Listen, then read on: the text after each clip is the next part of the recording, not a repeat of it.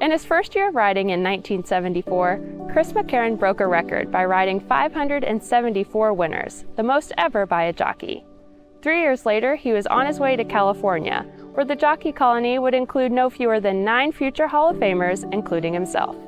The TDN's Chris McGrath sat down with McCarron to talk about what he learned from his fellow riders and much more. Here's a piece of their conversation. There's no question in my mind that most of the jockeys that I had the pleasure of riding with and against out in California are all over the place, actually.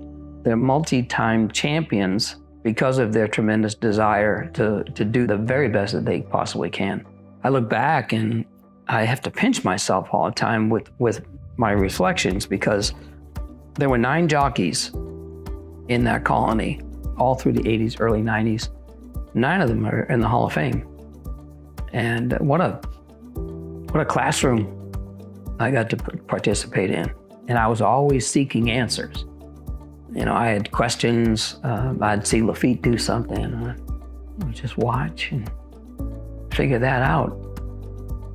A lot of times I could ask him, but when you get to the point where you're as competitive as they are, which in my case happened, I didn't want to impose. I didn't want to go to somebody like Shu and say, how did you get that filly to change leads like that? You know, I wrote her, I couldn't get her to change.